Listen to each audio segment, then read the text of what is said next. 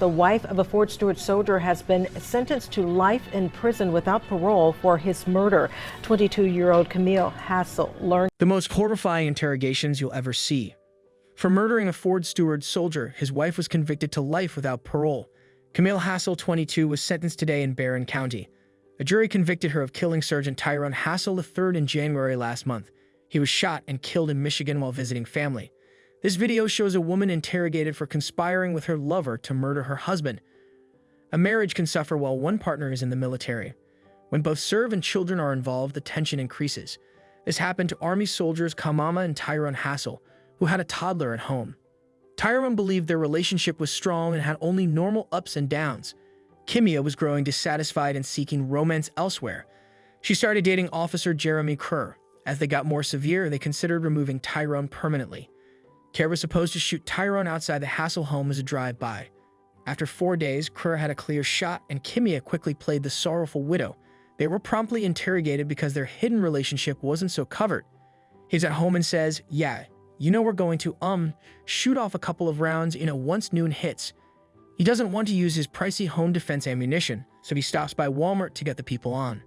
I replied, "Okay," so he goes, buys the cheaper ones, comes back and says, "Yeah, I'm going to get ready to go to Frito's house. I'll probably end up spending the night there because going to be drinking and everything." I said, "Okay, well, that's fine." Why? Because I know that friend always wanted me to, good friend, so I don't mind him so. Not a Riven too.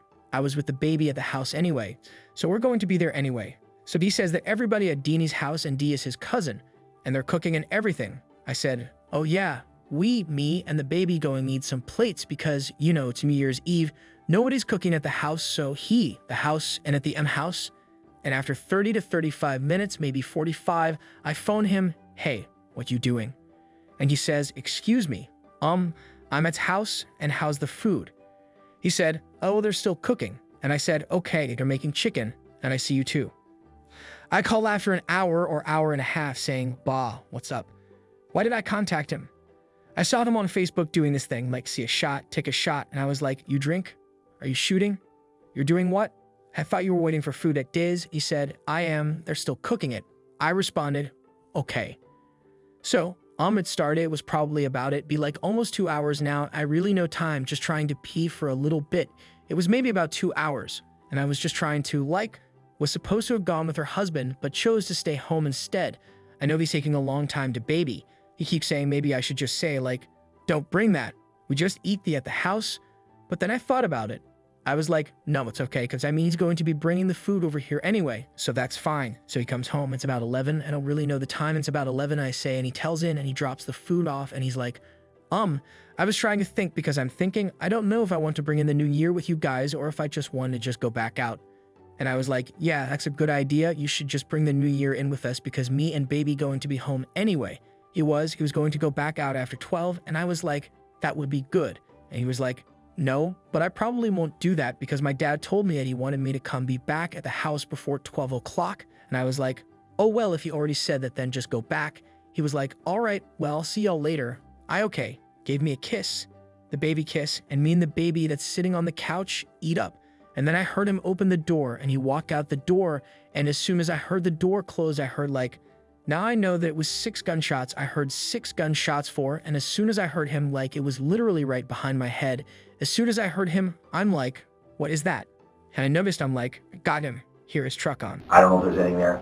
I just want to get you through this. Yeah, but that's what I was saying with the participate, because we were saying it was Bride, and that's why I was saying that it wasn't intentional with me being there for him to speak to him and everything. And I feel like if that's what sent him overboard, then yeah, I participated in it. Do you see what I'm saying? No, but I'm talking that night. That's We'll how talk I about was that night. feeling. Let me do it this way.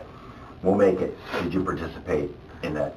So I picked the baby up, he was in my lap, and I put him in the room, and he's screaming, crying because he heard the gunshots and they were scaring him, so he was in my lap, jumping as they were going off, and I put him in the room, and I closed the door, and I ran to the front, not the front door, but the side door. It had this kind of like a stained glass, but not really. You still kind of see out of it. And I looked and I see him laid up against his truck, so I instantly ran outside. I didn't have shoes on. I wasn't even thinking if somebody could still have been out there, but I just saw my husband laid out, so I went out there and I'm like, "Babe, get up. Babe, get up." And he was not responding at all. So I ran in the house, got my phone, and I called out, and I'm like, Y'all got to hurry up, my husband's been shot. They're asking for the address and everything, and the police were very quick, and he died in my arms. I heard his teeth and eyes gurgling. Tyrone had been struck 4 times, 3 of the shots hitting his head. I heard everything. I was laying there like because he was like propped up against the truck like this, so I was just laying there on top of him. I was hoping that he would blink or touch me or something. I was just hoping that. I would just hear something or something would give me hope, but it didn't happen. The police got there and the ambulance got there, and then they took him away. It's okay, and I just didn't. I just was feeling bad because I didn't want another one of his siblings coming to stay with us. Because soon as we got married, the month later out of our new apartment, he went to go get his brother, and his brother was living with us. And I was just unhappy with it. So that went pretty bad that time. And I mean till this time with the sister. Yes, you. I was telling him like I don't want her to come stay with us. And he's like, well, I want to get her out of the city. She's going to come with us. Like I didn't have a say-so. And okay, seems like the probe have been like that for a while, like maybe theirs. I never really had to say so in anything. Like if I bring up a suggestion about us, because I had a suggestion about us going to May's house. And I had a suggestion about us soon before. He was not hearing any of this, just shutting it all down. Yeah, okay. Well, do you understand? I mean, I know you're taking college classes, you're a smart girl.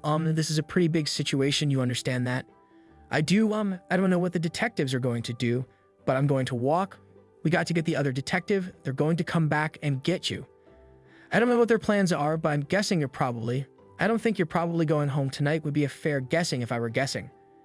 So, but they'll make that decision as far as, us, anything else you want to tell me?